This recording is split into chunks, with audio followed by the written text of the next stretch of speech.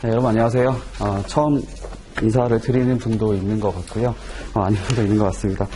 저희 FTA 관세 특례법 강의 시작하게 될 텐데, 일단 제가 나눠드렸던 이 자료를 보시면 좀 양이 많습니다. 양이 많은데 제가 간단하게 설명을 드려보도록 할게요. 여기 첫 번째 FTA 관세 특례법이라고 해서 제1장 총칙이라고 나온 것이 있습니다. 이게 저희 그냥 기본 그 이론이 들어가 있는 내용이라 보시면 될 것 같고요. 이거를 위주로 해서 오늘 수업을 진행할 겁니다. 그리고 원산지 결정 기준 요약이라고 써 있는데, 사실 이거는 저희 시험에서는 그렇게 출제가 되는 부분은 아니긴 합니다. 근데 한 번 출제가 된 적이 있어가지고 이거는 그냥 참고 삼아 보시라고 가지고 온 겁니다. 이건 사실은 여러분들이 다 암기를 해야 되는 부분은 아니고요. 여기서 제가 봐야 될 것들만 따로 말씀드릴 테니까 그것만 챙겨서 보시면 될 것 같습니다. 그리고 하나는 이제 FTA 관세 특례법 법령집입니다. 이거 제가 손수 다 만든 거고요. 아무래도 저희는 법 과목을 공부하실 때는 법령집이 있어야 된다고 저는 생각을 합니다. 그래서 여기 이론 같은 경우에도 제가 모든 내용을 다 담지는 않았어요. 이렇게 보시면 아시겠지만 시행규칙에 나와 있는 것들은 좀 뺀 것들이 있습니다. 뺀 것들이 있기 때문에 그 내용들은 빠진 게 있다고 하면 여기 법령집을 보시면서 정리하면 될 것 같아요. 근데 이런 그 내용 같은 경우에도 제가 최근에 나왔던, 최근 몇 년치죠? 최근 한 6년치, 7년치 이상 되는 것들을 다 모아서 문제를, 그 내용을 만든 거기 때문에 기출되지 않았던 것들은 여기 들어가 있지 않고 기출된 것들은 다 담아놨습니다. 그러니까 시행규칙 같은 경우에도 다 없는 게 아니고요. 출제가 됐던 부분이거나 출제가 될 수 있다고 생각하는 것들은 다 여기 포함되어 있으니까 이거 위주로 해서 보시면 될 것 같습니다. 그리고 마지막 그 한 세트가 뭐냐면, 이거는 이제 그동안 나왔던 기출문제입니다. 아무래도 저희는 객관식 시험이기 때문에 기출문제 위주로 해서 답안을 정리하는 것이 중요할 것 같아서 이거를 제가 수업 시간에 다 보지는 않을 거고요. 그러니까 이건 여러분들이 개인적으로 공부를 하실 때 이 내용들을 직접 풀어보시고 해설도 확인해 보시면 될 것 같습니다. 저희 1차 과목에서 관세법 개론에서 FTA 관세 특례법에 관련된 문제가 5문제가 나옵니다. 그건 이제 2018년도부터 5문제씩 출제가 되고 있고요. 그 전에는 이제 4문제씩 출제가 됐었습니다. 근데 지금은 이제 5문제가 출제되는 것으로 이해를 하시면 될 것 같고, 사실 점수가 그렇게 높지는 않아요. 5문제밖에 안 되기 때문에 한 12.5점 정도밖에 안 되긴 합니다. 그래도 저희가 1차 시험이 아무래도 저희가 회계가 좀 부족한 부분이 있고 나머지 과목들은 점수를 최대한 많이 받아놔야 합격권에 가까워지기 때문에 이것도 사실 챙겨보시면 그렇게 양이 많지도 않고요. 그렇게 어렵지도 않습니다. 저는 이번에 수업하는 목표 자체가 최소한 4문제 이상은 맞출 수 있도록 제가 준비를 해서 온 거니까요. 개인적인 바람은 이제 여러분 다 맞추는 거, 5개 이상 5개 맞추는 것을 목표로 하고 있고, 그래도 혹시 문제가 어떻게 나올지 모르기 때문에 최소한 4개 정도는 맞출 수 있도록 좀 자료를 준비해 봤습니다. 그 내용도 참고하시면 좋을 것 같아요. 네, 바로 첫 번째 내용부터 같이 보도록 하겠습니다. FTA 관세 특례법 제1장 총칙에서 내용을 보겠습니다. 저희 최근에 나왔던 기출문제를 보시면 아시겠지만 최근에 나왔던 그 부분들은 보통 앞부분에서 많이 출제가 됐습니다. 제1장부터 제3장까지가 주로 출제가 되고 있기 때문에 제1장도 상당히 중요하게 보셔야 할 필요가 있습니다. 특히 여기 내용 중에서는 이제 여기 그 자료 보시면 밑에 각주가 달려있는 것들이 있어요. 각주는 다 제가 기출문제가 나왔던 것들을 이렇게 표시를 해드린 겁니다. 그래서 최소한 다른 건 몰라도 밑줄이 그어져 있는 것, 즉 각주가 들어가 있는 것은 무조건 봐야 된다라고 생각하시면 되겠습니다. 첫 번째 목적이 나와 있는데요. 사실 목적은 되게 간단합니다. 이런 것들을 시험에 내지는 않을 것 같아요. 보니까 자유무역협정의 원활한 이행을 목표로 하고 있고, 목적으로 하고 있고, 그 다음에 국민경제 발전에 이바지를 하겠다. 이런 것들은 웬만한 법령에 보시면, 법률에 보시면 다 들어가 있는 목적 중에 하나입니다. 일단은 밑에 정의를 먼저 볼게요. 정의 중에서 자유무역협정을 같이 보겠습니다. 저희가 협정 이렇게 부르는데 그 협정에 대한 정의를 같이 보면, 우리나라가 최악 상대국과 관세 철폐, 세율의 연차적인 인하 등 무역의 자유화를 내용으로 하여 체결한 1994년도 관세 및 무역에 관한 일반 협정, 제가 이것을 가트 협정이라고 부르게 됩니다. 일반 협정이라고 하는 것에 대해서 제24조에 따른 국제협정과 이에 준하는 관세 철폐 또는 인하에 관한 조약, 협정을 저희가 자유무역협정이라고 명칭을 쓰고 있습니다. 저희가 흔히 이제 보통은 자유무역협정이라 그러면 FTA를 생각하게 되죠. FTA, 자유무역협정. 자유무역협정 같은 경우는 크게 두 가지로 구분할 수가 있습니다. 그러니까 기본 목적 자체가 관세를 없애는 겁니다. 관세를 이제 어떤 인하를 시키거나 철폐를 하는 것을 목적으로 하고 있는데요. 철폐라고 하는 것은 바로 지금 0%인 것을 말하죠. FTA가 발효됐다라고 했을 때 바로 철폐가 된다고 하는 것은 발효가 됨과 동시에 관세율 0%가 적용되는 그런 물품을 말합니다. 그 다음에 이것들을 바로 철폐를 하는 방법도 있지만 이것을 단계적으로 인하하는 방식도 있어요. 단계적 인하. 예를 들면은 현재 처음에 발효됐을 때는 6% 정도가 됐었는데 다음 연차 때는 5% 이런 식으로 해서 궁극적으로는 0%로 가는데 이거를 한 번에 하는 것이 아니라 단계를 나누어서 하는 방식이 있습니다. 보통 이렇게 나누는 기준이 뭐냐면 또 하나 더 말씀드리면은 대상이 아닌 것도 있어요. 대상 X 이렇게 써볼게요. 저희가 FTA라고 하는 것은 양 국가 내 서로 다른 국가 간에 이렇게 협정을 체결해가지고 우리가 그 취약한 부분에 대해서는 조금 보호를 할 필요가 있을 수 있잖아요. 우리가 강점이 물품들은 상대 국가에도 좀 개방해달라라고 요구할 수 있겠지만 반대로 우리나라가 취약한 물품들 보통의 경우는 농산물, 수산물 이런 게 될 수 있습니다. 그런 것들 같은 경우는 한 번에 개방을 해버리면 사실상 국내 시장 자체가 이렇게 혼란이 발생할 수 있기 때문에 그런 것들은 대상으로 하지 않거나 즉 협정관세 적용 대상에서 제외를 하거나 아니면 대상에 넣는다 하더라도 그것을 한 번에 이렇게 적용하는 것이 아니고 단계적으로 이렇게 인하를 하는 형태로 갈 수도 있어요. 보통의 저희가 농산물 같은 경우는 대상이 아닌 것들이 많습니다. 그래서 저희 옛날에도 그 한미 FTA 한참 하기 전에 그때 국내 우리나라에서도 시위하는 게 있었었거든요. 농민들을 보호해야 된다라고 하면서 그런 것들도 있었습니다. 그래서 다시 내용을 보니까 협정이라 하는 것은 관세를 철폐를 하거나 세율의 연차적인 인하가 주된 목적이라 보시면 되고요. 그거 말고도 부가적인 내용들도 추가될 수 있습니다. 관세 부분 말고도 무역의 전반적인 부분들 있죠. 어떤 지식재산권이라든지 어떤 통관에 관련된 부분이라든지 그런 것들을 다 포함해서 이렇게 합의를 하는 그런 조약이나 협정을 저희가 자유무역협정이라고 명칭을 쓰고 있습니다. 그리고 그런 협정에 대해서 위쪽에 보시면은 원활한 이행을 목적으로 하고 있습니다. 그렇죠? 사실 저희 관세법에 보면은 관세법에서도 사실은 그 어떤 FTA라 부르는 이런 협정에 관련된 내용이 일부 있기는 해요. 있기는 하지만 그 내용만으로는 모든 내용들을 적용하는 것이 어렵다 보니까 그런 것에 특례를 둬서 관세법에 대한 특례로서 자유무역협정의 이행을 위한 관세법에 관한 특례법이라고 해서 나오게 됐습니다. 당연히 특례법이기 때문에 관세법이라고 하는 일반법보다는 우선해서 적용된다고 보시면 되고요. 그 다음에 두 번째에서는 이제 관세 행정 협조에 필요한 사항을 규정한다. 그렇죠. 자유무역 협정이라 하는 것은 우리나라만 하는 것이 아니고 우리나라랑 이제 체결되어 있는 상대 국가하고 같이 협조가 필요한 부분이 있기 때문에 그런 협조에 필요한 부분들을 정하는 것을 목적으로 한다. 이렇게 들어가 있습니다. 이 부분은 출제가 되는 부분은 아니기 때문에 그냥 가볍게 들어두시면 될 것 같고요. 자, 두 번째 정의를 보겠습니다. 밑에 각 줄을 보시면 아시겠지만 정의는 출제가 됐습니다. 이거는 꼭 암기를 하셔야 되는 부분이고 제가 주의해야 될 부분을 위주로 말씀드리겠습니다. 이번에 보니까 체약 상대국이라고 써있죠. 체약 상대국은 말 그대로 우리나라하고 상대 국가, 우리나라와 어떤 협정을 체결한 상대 국가를 말할 겁니다. 근데 여기 보시면 국가만 포함되는 것은 아니고요. 국가 연합이나 경제 공동체, 독립된 관세 영역도 포함이 된다고 나와 있습니다. 예를 들어 말씀드려 볼게요. 저희가 이제 FTA 체결한 국가 중에서 EU라고 하는 데가 있어요. 유럽연합. 그 다음에 EFTA라고 하는 것도 있습니다. 그 다음에 최근에 했던 것 중에 하나는 중미라고 하는 게 있죠. 중앙아메리카. 그러니까 그런 것들은 하나의 국가가 아닙니다. 그건 국가들이 연합해서 모여있는 연합된 연합체라 볼 수 있겠죠. 그러니까 그런 것들도 국가 개념 안에 포함이 되어 있다라고 생각하시면 좋겠고요. 이런 것들은 사실 보기를 만들 때 국가라고 해놓고 괄호해서 국가연합이나 독립된 관세 영역은 제외한다 이렇게 보기 나올 수 있기 때문에 이거를 잘 체크하시면 좋겠습니다. 그렇죠. 밑에 그 각주 2번 보시면 19년도, 20년도에 기출된 내용입니다. 다음 세 번째, 체약 상대국의 관세 당국. 그렇죠. 상대 국가에서 관세에 관련된 법령이나 협정의 이행을 관장하는 당국. 우리나라로 말씀드려보면은 관세청장이나 세관장 정도가 되겠죠.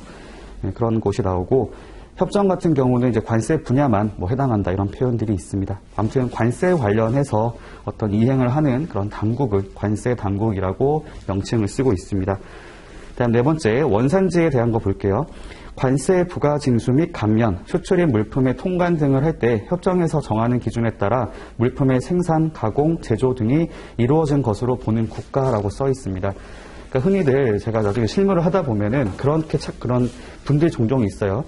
이 물품이 내가 국내에서 구매한 물품이기 때문에 이게 한국산이다라고 생각하시는 분들이 있습니다. 그렇지 않거든요.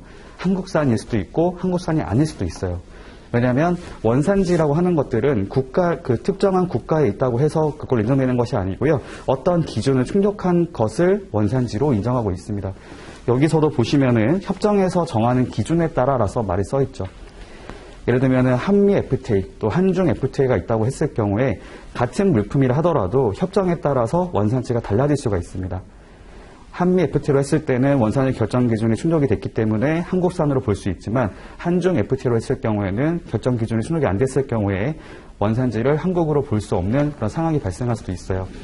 아무튼 원산지라고 하는 것은 간단하게 말해보면 특정한 협정에서 정하고 있는 원산지 결정 기준이 있다고 했을 때 그 결정 기준을 충족한 국가를 원산지로 보고 있습니다. 그 다음에 5번 원산지 증빙 서류라고 써 있네요. 쉽게 말하면 원산지를 증명하는 서류라고 볼 수가 있겠습니다.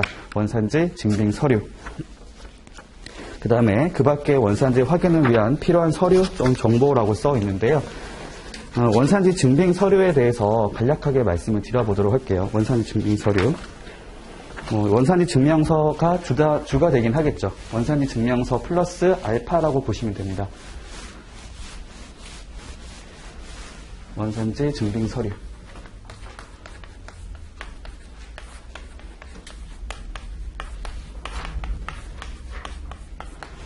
원산지 증빙 서류라고 했을 때 이 원산지를 누구한테 증명할 것인가라고 생각해 봤을 때요. 저희가 이런 거래 형태를 생각해 볼게요. 공급자가 있습니다. 그러니까 제조자라고 말을 쓸게요. 공급자 또는 생산자 또는 제조자 이렇게 명칭 쓸 수가 있을 것 같은데 공급자가 국내에 있는 수출자가 따로 있어요. 그러니까 쉽게 말하면 수출자가 원청업체가 되는 것이고 공급자는 하청업체라고 보시면 됩니다. 저희가 흔히 말하는 벤더라고 그러죠. 벤더. 1차 벤더 밑에 있으면 2차 벤더 이런 식으로 공급자가 공급을 했고 수출자한테 물품을 공급을 했어요. 그리고 수출자가 이제 수입자 쪽으로 물품을 수출하게 되죠. 이런 구조를 갖고 있습니다. 그러면 원산지 증빙 서류라 하는 것은, 그러니까 원산지 증명이라 하는 것은 상대방에 대해서 한다고 보시면 됩니다. 즉, 첫 번째로는 수출자에게 하는 거죠. 공급자가 수출자한테 공급하는 물품의 원산지가 뭔지를 증명하는 것이고, 그 다음에 수출자는 수입자에다가 원산지를 증명하는 겁니다. 그래서 여기서 작성되는 서류를 저희가 원산지 확인서라고 부릅니다. 국내 거래가 되는 거죠. 국내 거래에서는 이 물품의 원산지를 공급자가 확인해 주는 거예요. 이 물품의 원산지는 특정한 기준에 의거해서 원산지가 한국입니다. 이런 식으로. 그 다음에 여기서는 원산지 증명서가 되는 거죠. 사실은 확인서나 증명서나 같은 의미를 갖고 있습니다. 원산지를 증명할 수 있는 서류. 다만 증명서 같은 경우에는 협정에서 정하고 있는 특정한 양식이 있기 때문에 그 협정의 내용에 따라서 그 양식이라든지 내용이 바뀔 수는 있어요. 그런데 어쨌든 성격 자체는 같습니다. 원산지 확인서 같은 경우에도 수출자가 공급자한테서 공급받는 물품의 원산지를 확인하기 위한 용도로 사용된다고 보시면 됩니다. 이걸 합쳐서 저희가 원산지 증빙 서류라고 하는 거죠. 원산지 증명서가 기본이 될 것이고 이것뿐만이 아니라 플러스 알파, 그렇죠. 원산지 확인서나 여러 가지 서류들이 나올 수가 있어요. 그 외 나머지가 있겠죠. 예를 들면 제조 공정도도 있을 것이고 그 다음에 BOM이라 부르는 자재 명세서, 소요 자재 명세서, 그 다음에 국내에서 제조했다는 사실을 확인할 수 있는 국내 제조 확인서 이런 것들이 있습니다. 아무튼 개념은 그런 걸로 보시면 돼요. 원산지 증빙 서류는 원산지 증명서 플러스 그 밖의 서류를 말을 하는 것이다. 그 다음에 협정 관세 보겠습니다. 협정 관세라고 하는 것은 말 그대로 이제 협정을 적용했을 때 그 철폐되거나 인하된 세율을 저희가 협정 관세라 부릅니다. 그래서 나중에 보면 아시겠지만 협정관세 적용 신청이라고 하는 게 나오거든요. 저희가 그 관세법을 한번 생각해 보시면은 관세법 제49조에 보면 세율의 종류라고 하는 것이 나옵니다. 거기서 우리나라의 기본적인 세율을 저희가 기본 세율 이렇게 명칭을 쓰고 있고요. 기본 세율에다가 이제 잠정적으로 특정한 목적을 달성하기 위해서 별도로 두는 것을 잠정 세율 이렇게 부르게 되죠. 근데 그것만으로는 사실상 기본 세율만으로는 이제 관세 혜택을 볼 수가 없기 때문에 아까 말씀드린 것처럼 특정한 협정을 맺게 됐을 때 협정에 따라서 적용될 수 있는 세율을 저희가 협정 관세라고 부릅니다. 기본적으로 협정 관세는 그 나라에 갖고 있는 기본 세율보다는 보통 낮은 경우들이 많아요. 그렇죠. 저 우리나라 같은 경우는 기본 세율이 8%라고 했을 때 협정 관세 같은 경우는 웬만한 8% 밑으로 7%, 6% 이런 식으로 설정이 된다고 보시면 되겠습니다. 다음은 7번 영역에 대한 정의가 나와 있는데요. 사실 이거는 다 암기를 할 필요는 없을 것 같고 제가 필요한 것들만 몇 가지 말씀을 드리겠습니다. 영역에 대한 것들은 일단은 저희 그 원산지 결정 기준이라는 자료 있죠. 이거 같이 보시면 좋을 것 같아요. 원산지 결정 기준. 여기 보면 이제 그 각 협정별로 협정 관세, 협정 적용 대상 여부에다가 영역이라고 하는 것들이 나온 것이 있어요. 이거를 물어볼 수 있습니다. 여기 보니까 한중 FTA 같은 경우는 홍콩이라든지 마카오는 한중 FTA 영역 안에 포함되어 있지 않습니다. 그래서 항상 문제가 되는 게 뭐냐면 나중에 말씀드리겠지만 저희가 직접 운송 원칙이라고 하는 것이 있어요. 그게 뭐냐면 최약국들 간에만 물품이 움직여야 된다 라고 하는 것이 있는데 한중 FTA를 할 때 항상 문제가 되는 국가가 어디냐면 홍콩이에요. 홍콩. 한국에서 홍콩 갔다가 중국 가거나 중국에서 홍콩을 갔다가 한국으로 들어오는 경우가 있다고 했을 때 이건 직접 운송 원칙이 충족이 안 되는 경우거든요. 왜냐하면 홍콩은 중국으로 보지 않기 때문입니다. 그런 내용이 들어가 있고요. 그래서 오른쪽에 보시면 협정 적용 대상 여부에 X라고 써 있잖아요. 이 영역은 해당되는 협정에 포함되지 않는다. 지역으로 보지 않는다. 라고 보시면 되겠고요. 미국 같은 경우는 괌이라든지 사이판은 협정 적용 대상에 포함되지 않습니다. 근데 저희 앞으로 다시 돌아와서 교재를 보시면요. 교재 안에서 주의해야 될 부분이 하나가 있어요. 그 7번에 가서 보시면 미합 중국의 오른쪽에 푸에르토리코라고 써 있죠. 푸에르토리코는 한미 FTA 안에 포함이 되어 있습니다. 이거는 주의하시면 좋겠어요. 그러니까 문제 보기 나왔을 때 막연하게 미국이라고 했을 때는 미국이 들어가는 게 맞겠지만 뭐 괌, 사이판, 푸에르토리코 나왔다고 했을 때 괌, 사이판은 대상이 아니고 푸에르토리코는 영역에 포함이 된다. 이 개념 정도는 알고 계셔야 돼요. 그거 물어볼 수 있거든요. 그 다음에 다시 돌아와서요. 한EU FTA 같은 경우는 뭐 여기 이런 부분들이 있습니다. 뭐 안도라 공국, 산마리노 공화국, 세우타, 멜리아 등 뭐 이런 것들은 영역으로 보고 있는데 사실 이런 것들이 암기하기가 좀 쉽지가 않은 것 같아요. 어려운 부분이 있기는 한데 그냥 제 그런 암기 방식을 가지고 말씀드려보면은 안산 새우를 생각해서 안산 새우는 맛있는 이유가 있다 이런 식으로 해가지고 안산 앞에 글자 보이시잖아요. 안산 그다음에 새우 뭐 이런 식으로 좀 기억을 하시면 좋을 것 같아요. 뭐 이거는 그냥 여러분들 나름대로의 방식을 통해서 하시면 될 것 같고요. 그다음에 호주 같은 경우는 좀 양이 많습니다. 여기 보면 노폭 섬, 크리스마스 섬, 코커스 제도부터 해가지고 여러 가지 나오는데 사실 이런 것들을 가지고 문제를 낼 때가 어려울 수 있어요. 영역에 대한 것들 중에서 다음 중 협정 적용 대상에 포함되지 않는 것은 이렇게 문제가 나올 수 있거든요. 그래서 이것도 반드시 암기를 하셔야 됩니다. 아까 제가 뭐 안산 새우 이런 식으로 했던 것처럼 여러분들이 나름대로의 방식을 통해서 한 호주 같은 경우에도 여기 영역에 포함되는 그런 영역을 꼭 기억하시면 좋겠어요. 그러니까 몇 가지 바로 눈에 띄는 게 뭐냐면 뭐 크리스마스가 있고요. 맥도날드가 있습니다. 뭐 이런 것들은 기억을 할 수가 있겠죠. 딱 봤을 때. 나머지 부분들도 꼭 기억을 하시면 좋겠어요. 그러니까 조금 문제가 어렵게 나온다고 했을 때는 이거 가지고 낼 수 있습니다. 그러니까 이렇게 나오면 사실 대충 보고 들어왔었던 분들은 절대로 풀 수가 없는 부분이 되는 거죠. 암기가 안 돼 있으면 절대 손을 대지 못하는 형태가 됩니다. 그 다음에 뉴질랜드 같은 경우는 토켈라우라고 하는 것을 제외하게 되어 있고 한영 FTA 같은 경우에도 여기 나와 있는 영역은 제외된다고 나와 있습니다. 그러니까 사실은 여기서 문제를 만들면 이 영역에 포함되는 거, 해당되는 거, 그렇지 않은 거 가지고 출제를 할 수가 있기 때문에 이것만 좀 기억하시면 좋겠어요. 다시 돌아오도록 하겠습니다. 저희 그 이론 교재를 가지고 보게 되면 사실 나머지 부분들이야 뭐 따로 그렇게 챙겨볼 부분은 없는 것 같아요. 뭐 영토, 영해, 영공 뭐 이런 거 나오죠. 배타적인 경제 수역, 뭐 대륙붕 지역 뭐 이런 것들까지 같이 뭐 바꿔서 낼 것 같다고 생각하진 않고요. 아까 말씀드렸던 그 해당되는 영역, 포함되는 영역인지 아닌지 이런 것들 위주로 해서 내용을 보시면 좋겠습니다. 그리고 뭐 당연한 얘기이긴 하지만 그 네 번째 보시면 유럽 자유무역연합이라고 나오는 거 있죠. 저희가 EFTA, 뭐 EFTA라 부르는 곳을 말하는데 적어도 EFTA 국가 안에 몇 가지 국가가 있는 정도는 알고 계셔야 됩니다. 4가지 국가가 있거든요. 이것만큼은 꼭 기억하셔야 돼요. 저희가 객관식이 오지선다기 때문에 최소한 4가지가 들어가 있으면 시험에 낼 수가 있습니다. 내기가 편하거든요. 그래서 여기 보니까 뭐 아이슬란드 공화국, 뭐 리히텐슈타인, 노르웨이, 스위스 이 정도는 기억하시면 좋겠어요. 그러니까 정말 문제가 쉽게 나오면 이거 가지고 낼 수도 있습니다. 다음 중 유럽 자유무역연합 회원국에 포함되지 않는 국가를 고르시오. 이렇게 나올 수가 있기 때문에 이거를 꼭 기억을 해주시면 좋을 것 같아요. 그 다음에 나머지 분들 중에서는 넘어가겠습니다. 다 넘어가고요. 그 다음에 아까 호주 말씀드렸죠. 여기 보시면 로퍼, 크리스마스, 포커스부터 해서 이런 것들을 포함한다. 그 다음에 쭉 넘어가면요. 중미공화국 같은 경우도 꼭 기억을 하시면 좋겠어요. 그러니까 중미 같은 경우는 저희 최근에 발효됐던 곳이기도 하고 해서 앞으로 활용 가치가 높은 협정 중에 하나입니다. 그리고 하나 당부 말씀드리면은 여기 5개 국가가 있어요. 한번 읽어볼게요. 코스타리카, 니카라과, 그 다음에 엘살바도르, 온두라스, 파나마 이 5개가 있는데 여기를 중앙아메리카. 여러분들 그 네이버 같은 데다가 검색해보시면 중미 또는 중앙아메리카 치시면 그 지도 나오는 거 있습니다. 거기 지도를 보시면은 지도를 보고 이걸 보시면 기억을 하실 수 있을 것 같아요. 거기 딱 지도를 보면 다 이렇게 붙어 있거든요.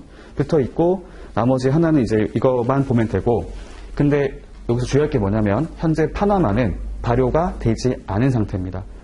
나머지는 다 발효가 됐는데요. 파나마는 미발효 상태예요.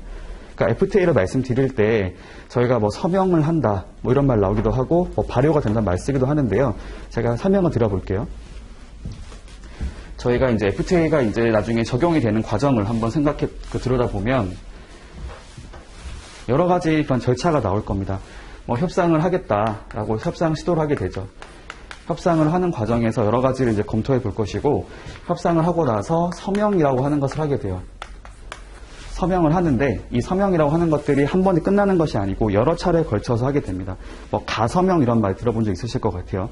가서명, 뭐 정식 서명 이렇게 하게 되는데 서명을 한다는 얘기는 사인을 한다는 거겠죠. 그 서로 협의가 돼서 내용이 합의가 돼서 거기에 대해서는 서로 간의 협의는 끝났다라는 걸 말합니다. 저희 최근에 RCEP이라고 하는 거 들어본 적 있으시죠? RCEP, 영내 포괄적 경제 동반자 협정을 말합니다. 네, 그 내용을 말하는데 최근에 나왔던 기사가 뭐냐면 최종 서명됐다 라고 나온 것이 있었어요. 최종 서명됐다, 뭐 합의됐다 이런 말 나왔거든요. 이거 자체로 당장 적용되는 건 아닙니다.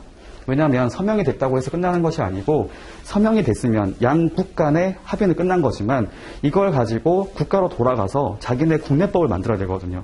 그러니까 국회 비준이라고 하는 절차를 거쳐야 됩니다.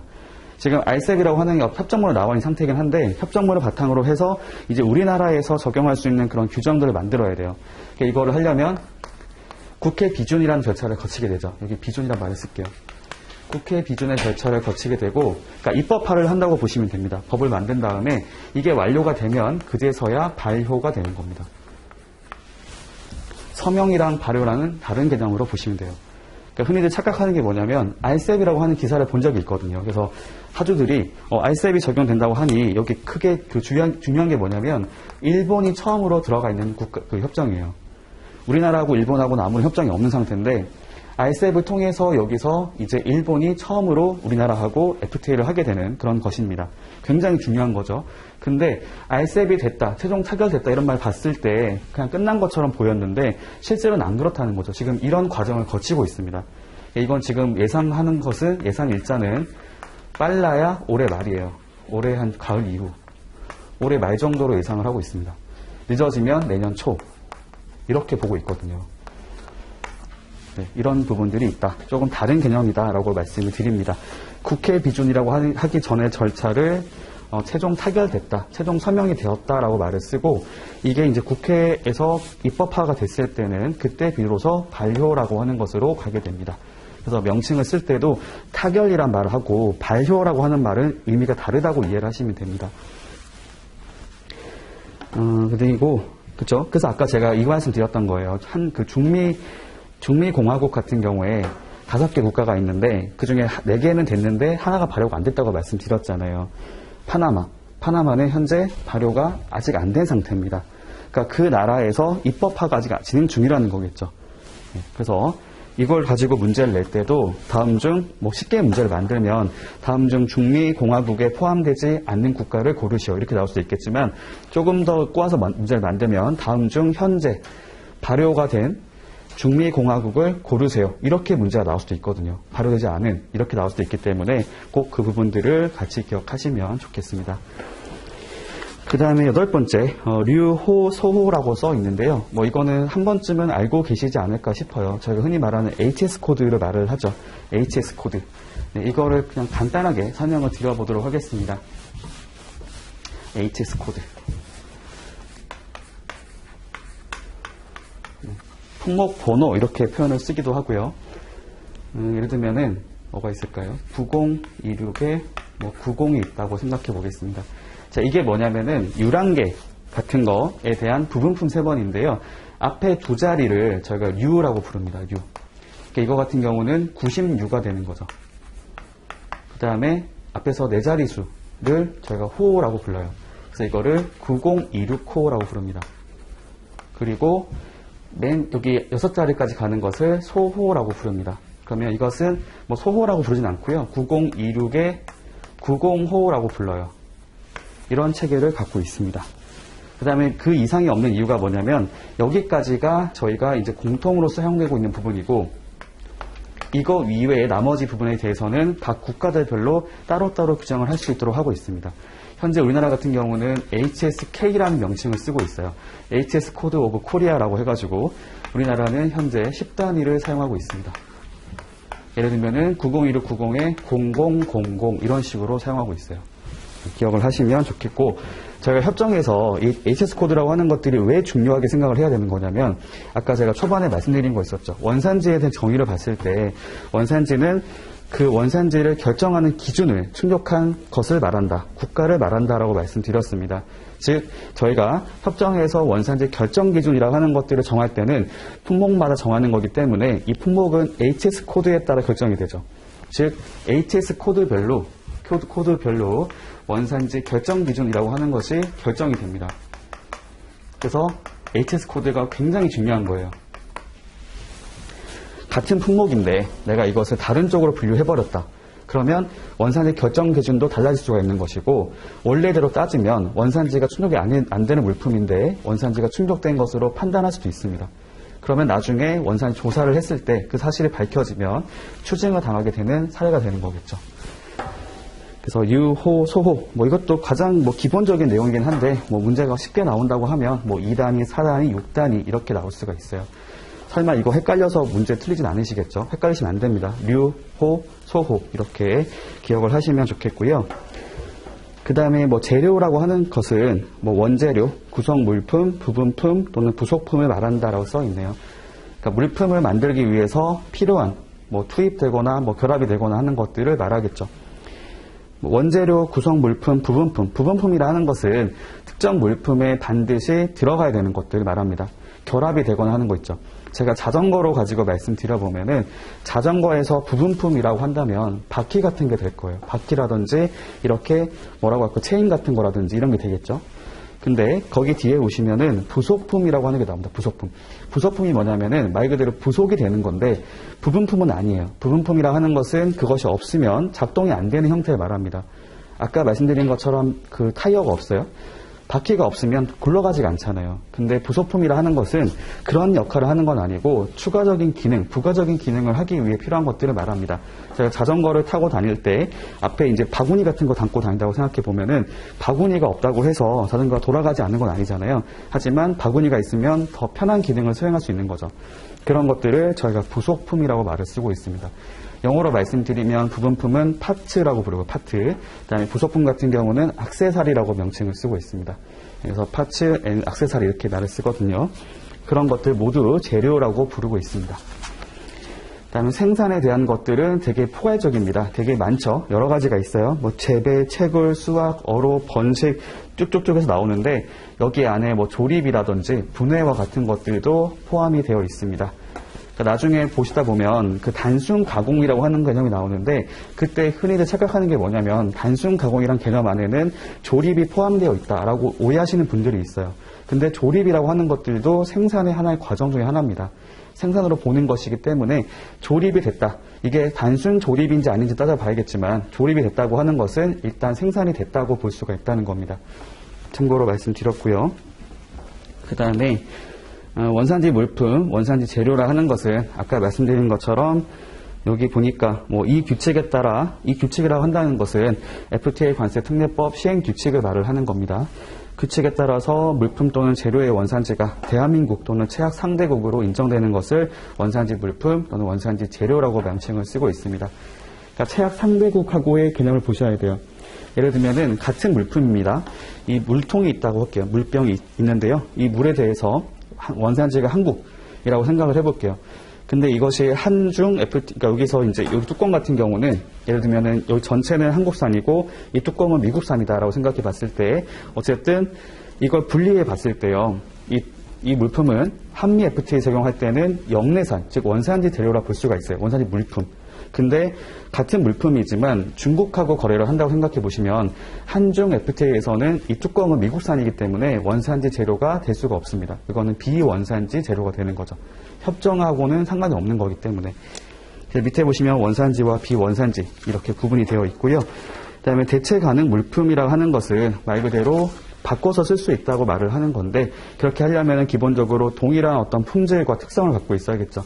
여기 보니까 동일한 질과 특성을 가지고 있는 것을 말하는데 여기 보면 앞에 중요한 표현이 있어요. 상업적으로 동일한 질과 특성입니다. 상업적이라 하는 것은 기본적으로 판매가 될 수 있다고 보시면 돼요. 그러니까 상업적으로 동일한 질과 특성이 있는 것이어야 되고 그다음에 상호 대체 사용이 가능한 물품을 말한다. 엔드 조건입니다. 엔드 조건. 그러니까 두 가지가 있는 거죠. 상업적으로 동일한 품질과 특성을 갖고 있어야 되고, 그다음에 상호 대체 사용이 가능한 것이어야 한다. 이 두 가지 모두를 포함해서 기억을 하시면 좋겠습니다. 그러니까 이런 것들도 보기를 바꿔낼 때는 조금 꼬아서 문제를 만들면 비상업적으로 동일한 질과 특성을 이렇게 말을 쓸 수 있겠죠. 그거는 옳지 않다, 틀린 것이다라고 보시면 됩니다. 비상업적으로 동일한 질과 특성을 갖고 있다. 뭐 그 말이 뭐냐면 그냥 스스로 개인적으로 그렇게 생각한다는 겁니다. 남들도 그렇게 본다는 것이 아니고 그냥 개인적으로 봤을 때 이거나 저거나 같은 거다 이렇게 말을 쓰는 것을 말하고요. 그렇게 하는 것이 아니라 어떤 상업적인 가치, 즉 판매를 할 수 있는 걸로 봤을 때 누가 보더라도 이거는 같은 품질을 갖고 있다, 같은 특성을 갖고 있다라고 볼 수 있어야 한다는 것이 바로 상업적으로 동일한 품질과 특성을 갖고 있는 것을 말한다 라고 보면 되겠습니다. 다음에 14, 15, 16은 저희 원산지 결정 기준을 말을 하는데요. 자, 원산지 결정 기준에 대해서 일단 대략적으로 말씀을 드려보도록 할게요.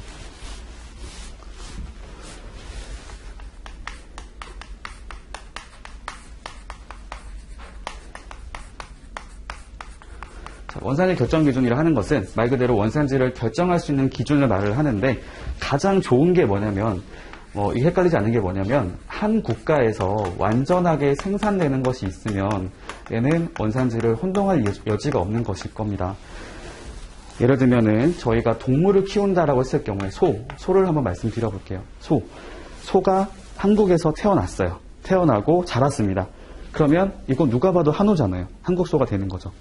그렇죠? 그런 것을 말합니다. 한 국가에서 온전히 그 한 국가에서만 생산되는 것을 말해요. 아까 생산에 대한 개념 봤었죠. 여러 가지 나왔잖아요. 재배, 채취 여러 가지 나왔었는데 그것을 저희가 완전 생산 기준이라고 명칭을 쓰고 있고 이거는 사실은 모든 물품에 적용하기는 어려울 수가 있어요. 보통의 경우는 동식물이라든지 광물과 같은 경우가 해당이 될 겁니다. 한 국가에서만 자랐다. 한 국가에서만 이렇게 재배를 해서 채취가 됐다. 근데 이렇게 하는 것이 어렵죠. 왜냐하면 동식물, 광물 등이 아니라 보통의 경우에 저희가 어떤 이런 것처럼 공산품들이 많기 때문에 그러면 한 국가에서 완전히 생산하는 것은 어렵죠. 그렇다고 해서 원산지로 인정하지 않는 것은 안 되기 때문에 이거에 대해서는 그렇다면 실질적인 변형이 있으면 그걸로 원산지를 결정해주자 라고 얘기를 하게 된 겁니다. 실질적인 변형. 이 실질적이라고 하는 것은 다르게 명칭을 쓰면 본질적인 변형이라고 볼 수가 있을 것 같아요. 그러니까 주요 특성이 완전히 달라졌다라고 생각하시면 되고요. 그러니까 이런 것들은 동식물 광물이 아니라 어떤 공산품과 같은, 그러니까 별도로 이렇게 찍어낼 수 있는 거 있죠. 제조가 될 수 있는 어떤 기계라든지 그런 걸 말을 해봤을 때 실질적인 변형이 있을 때 그런 것들을 수행한 국가를 원산지로 하자라고 말을 쓰게 됩니다. 그러니까 이거 같은 경우는 한 개 국가가 되겠죠. 완전 생산 기준은 한 개 국가가 되지만 밑에 나와 있는 이것은 최소한 2개 국가 이상이 될 겁니다. 한 국가만 하는 것이 아니고 최소한 2개 이상의 국가에서 생산이 이루어지는 경우라고 보시면 될 것 같고요. 여기 나와 있는 이 실질적인 변형에 대한 기준을 보다 세분화시켜보면 첫 번째가 3번이 변경되면 3번 변경 기준이라고 해서, 즉 3번이라 하는 것은 HS 코드를 말하거든요. HS 코드별로 물품의 그런 특성이 달라지기 때문에 이것이 일정 단위 이상 변경이 되면 물품이 실질적으로 바뀌었다라고 보자라고 하는 게 있고요. 두 번째, 부가가치 기준이라고 하는 것이 있습니다. 부가가치라고 하는 것은 그렇죠. 말 그대로 국내에서 추가로 발생된 부가된 가치가 일정 비율 이상이다. 그러면은 이것도 충분히 변경된 것으로 볼 수 있겠다라는 것이고, 세 번째로는 뭐 가공 공정 기준 또는 특정 공정 기준 이렇게 말을 쓰는데, 이거 같은 경우는 보통 의류와 같은 곳에 사용이 될 겁니다. 저희가 그 옷을 만들 때 재단, 봉제와 같은 그런 공정들이 발생하게 되는데 특정한 공정을 수행한 국가를 원산지로 하자, 뭐 이렇게 볼 수가 있어요. 그리고 얘는 사실상 얘만 따로 적용되기보다는, 그러니까 단독적으로 하기보다는 다른 거하고 같이 병행해서 하는 경우들이 많습니다.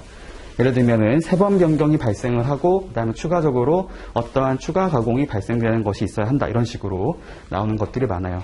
네, 이거를 여기 보시면 그 설명이 나와 있는 거죠. 완전 생산 기준에 대한 정의, 그다음에 3번 변경 기준에 대한 정의, 부가가치 기준에 대한 정의가 있으니까 한번 읽어보시면 되겠습니다.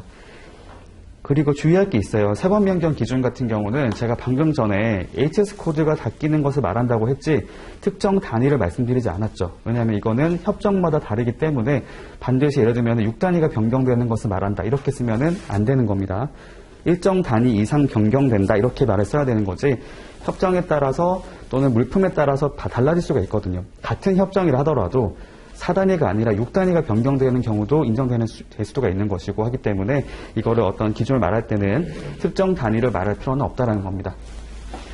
넘어가도록 하고요. 일단 주의할 게 있어요. 3번 변경 기준 같은 경우에 여기 보시면 최종적으로 생산한 국가를 원산지로 한다라고 하는 거 있죠. 그러니까 한 국가가 아니라 여러 국가에서 생산이 이루어지게 되면 처음에 생산한 국가가 아니고요.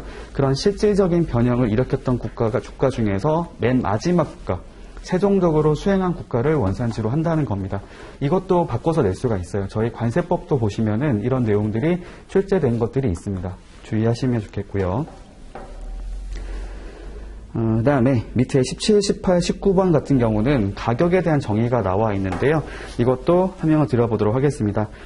저희가 공장도 거래 가격이라고 하는 것들은 도가 뭐냐면 물품의 인도를 말하죠. 공장에서 물품을 인도하는 가격, 다르게 명칭을 쓰면 엑스웍스 가격이라고 말을 쓸 수 있겠습니다. 저희 무역 영어 하실 때 보면은 엑스웍스 나오잖아요. 코텀즈에서. 그래서 말 그대로 본선이 아니고 생산 공장에서 반출할 때 물품의 생산자에게 지급하는 가격을 말합니다. 실제로 지급을 하였거나 지급을 해야 되는 가격, 이것을 저희가 공장도 거래 가격 이렇게 말을 쓰고 있는데, 뒤에 보시면 주의할 게 있어요. 여기서 수출할 때 이제 환급되는 내국세가 있다고 하면 그거는 빼고 계산을 하는 겁니다. 왜냐하면 실질적으로 이거는 부담을 한 것이 아니라고 보고 있기 때문에 환급되는 세금이 있으면 그거 빼고 비용만 놓고 본다는 거죠. 이거 바꿔낼 수 있어요. 공제라고 하는 명칭을 바꿀 수가 있습니다. 공제가 아니고 포함한 가격 이렇게 나올 수 있기 때문에 이거 반드시 주의를 하셔야 돼요. 그러니까 실질적으로 부담한 가격 이렇게 보시면 될 것 같아요. 그러니까 환급이 된다는 얘기는 부담이 안 되는 거잖아요. 그 다음에 18번 본선 인도 가격, FOB 가격이라고 말을 쓰죠. 뭐 이거는 어렵진 않은 것 같습니다. 본선에 인도하는 가격을 말을 하는데, 주의할 게 있어요. 뒤에 보시면 최종 선적항 또는 선적지까지 운송하는 데 드는 운송비를 포함한 가격을 말한다. 도착항 아닙니다. 도착지 아니고요. 선적항, 선적지예요. 그러니까 우리나라에서 물품을 선적할 때까지 발생한 운임까지 더한 거다라고 말을 한 겁니다. 그 다음에 조정 가격, 이거는 이제 주의할 게 있어요. 이것도 헷갈릴 수가 있는데요. 그러니까 조정 가격이라 하면 여기 보니까 수입 물품의 과세 가격에서 결정된 그 비용이 있다고 하는데, 관세법 30조, 35조가 뭐냐면 30조는 1평가 방법을 말을 하고 있고요. 35조는 6평가 방법을 말하고 있습니다. 즉 1평가 방법부터 6평가 방법 중에서 어느 하나에 의해서 결정된 가격을 말을 해요. 즉 과세 가격을 말을 하는 거죠.